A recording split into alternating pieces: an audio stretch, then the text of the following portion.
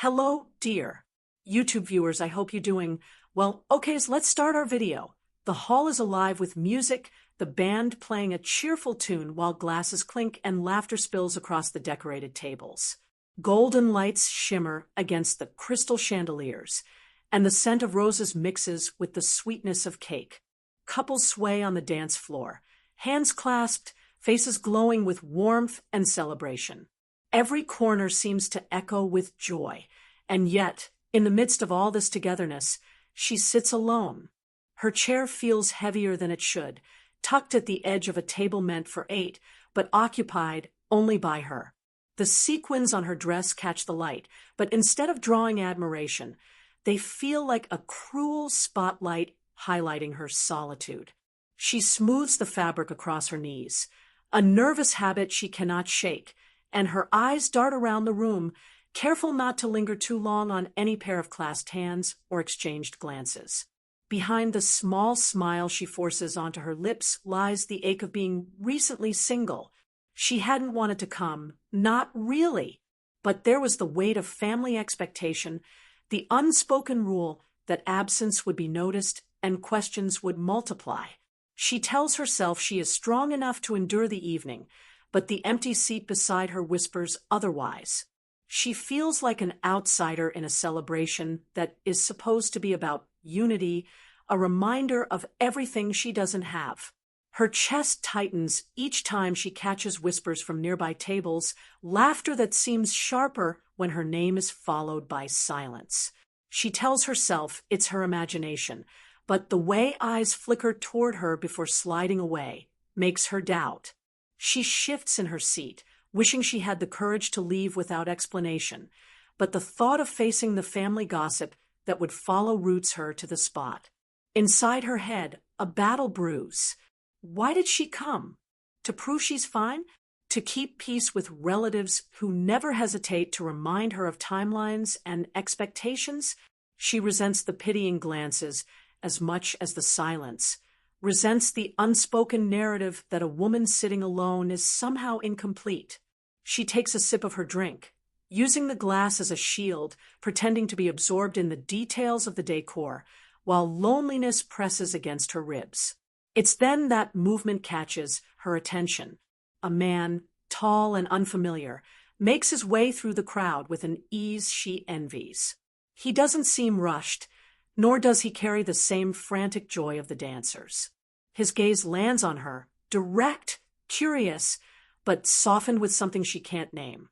Before she can look away, he is standing beside her table, close enough that she feels the air shift. "Pretend you're mine," he whispers, low enough that only she hears. The words hit like a jolt. Her first instinct is disbelief. Who says something like that? Her lips part, but no sound escapes. For a heartbeat, suspicion and confusion wrestle inside her.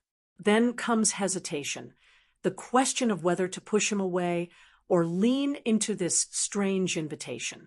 And beneath it all, curiosity flickers.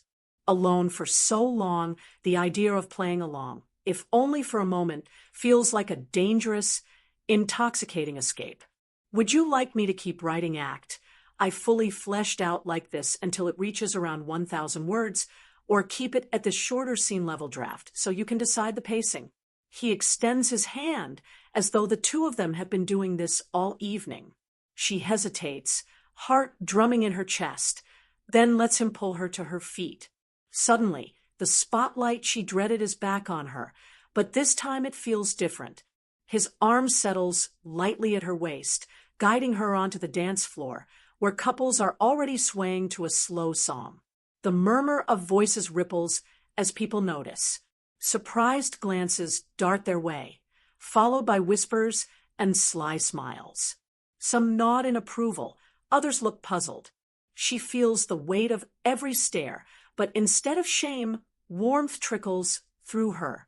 He leans close, his breath brushing her ear. "Smile like I just told you the funniest joke." She does, a small laugh escaping before she can stop it. They begin to move in rhythm, his steps confident, hers shaky at first, but quickly falling into sync. They share little remarks, mocking the over-the-top flower arrangements, teasing the DJ's questionable song choices. And with each exchange, the tension in her shoulders eases. What began as an act starts to feel startlingly natural. As the music softens, conversation grows. He asks gently, "Why were you sitting alone?"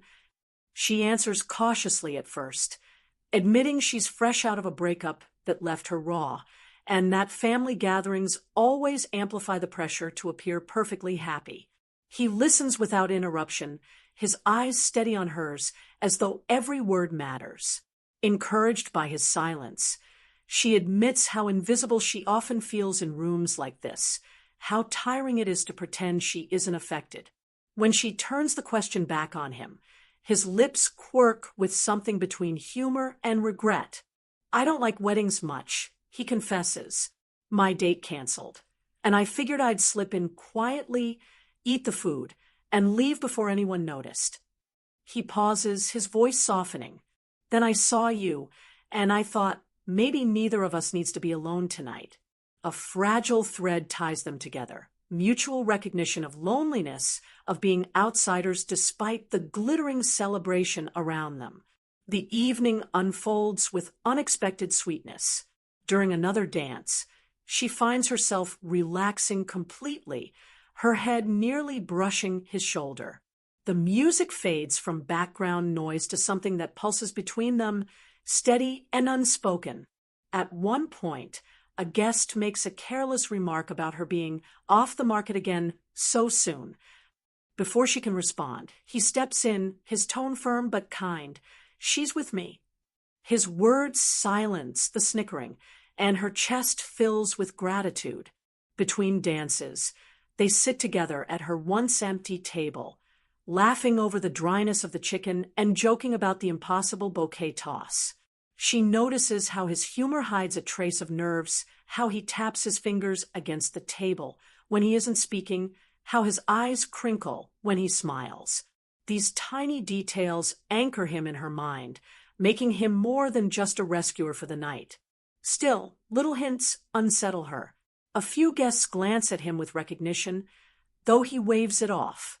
He tells a story about working in the city, but later his words shift, placing him in a different job altogether.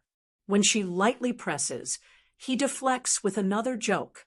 The charm remains, but beneath it lies something unsaid, a mystery she cannot quite name. Is he hiding something, or simply protecting himself the way she has been? The questions linger as the night deepens, making her wonder if this man is a stranger only in name, or if there's more to him than he wants her to see. The music inside swells to another round of laughter and clinking glasses, but they slip quietly out a side door. Cool air greets them in the garden, carrying the scent of jasmine and freshly cut grass. Away from the noise, the world feels softer, the stars stretched wide above them. She exhales, as though she's been holding her breath all night. They walk side by side along the stone path, her heels clicking, his hands tucked into his pockets. For a moment, neither speaks. The silence between them isn't heavy. It's cautious, like both are deciding whether this fragile bubble of connection is worth risking with words. Finally, she says, "Why did you really come over to me?" He looks at her, the playful grin gone, replaced with something raw. "Because you looked exactly how I felt. Alone, out of place, pretending not to care." His honesty stirs something in her chest. She admits she almost didn't come at all. That sitting inside felt like being under a microscope. She confesses the breakup that still stings, the way her family's expectations grind against her ribs. He listens without judgment, his gaze steady in the dim light. He tells her he doesn't do well at weddings. They remind him of promises that didn't last, of watching others celebrate bonds he couldn't keep. His voice falters, but she doesn't push. The closeness between them grows, unspoken but undeniable. When their steps slow, he stops, turning toward her. The garden lamp casts his face in a soft glow. His hand brushes against hers, tentative but deliberate. The moment hangs, one heartbeat, Then, too, their eyes meet, the tension thick with possibility. He leans in just enough that she feels his breath, and her lips part, the world narrowing to this almost kiss. But the spell shatters. A voice slices through the night. So it's true, you're not really together. They both spin around. Standing at the garden's edge is her ex, drink in hand, a smirk curling his lips. Or perhaps it's another guest, someone who had been watching, piecing together the cracks in their story. Whispers follow, the kind that travel fast in weddings where everyone craves drama. Her stomach plummets. The warmth she'd felt minutes ago drains into cold humiliation. Faces flash in her mind, the guests who had smiled, the approving nods. They'll all know now it was fake. She feels like the girl at the lonely table all over again, except worse, because she let herself hope. She rounds on him, anger rising. This was your idea. You told me to pretend, and now I'm the fool. He flinches but doesn't retreat. I never meant for it to hurt you, he says, voice low but urgent. I saw you sitting there, and I thought if I could give you even one night without feeling invisible, it would be worth it. Her eyes blur with tears she refuses to let fall. And what about you? Was this just some game to you? Another joke to get through the night? He shakes his head. No, I needed it too. I needed to feel like I wasn't alone, even if it was just for a few hours. I didn't expect it to feel real. Not like this. His words crack something open inside her. Beneath the anger, beneath the humiliation, she sees his vulnerability mirrored in her own. Two people who walked into the same wedding carrying different scars, colliding in an act of pretense that became something more. Yet the question lingers, heavy and unanswered. Can a bond born from pretending survive once the truth is out? The garden is quieter now, though she can still hear the hum of music from inside, muffled by walls and distance. She stands there, arms crossed, her chest tight with the weight of humiliation and choice. He waits, eyes steady on her, no longer hiding behind jokes or easy charm. For the first time tonight, he looks vulnerable, as though whatever she decides might undo him completely. I can't keep pretending, she whispers, half to herself. Not after tonight. He takes a step closer, careful not to push. Neither can I. That's why I need you to know. I don't want to pretend anymore. His voice is rough around the edges, as though honesty is something he isn't used to giving so freely. What started as an act, it's not a game to me. Not now. I like you. I want to know you. For real.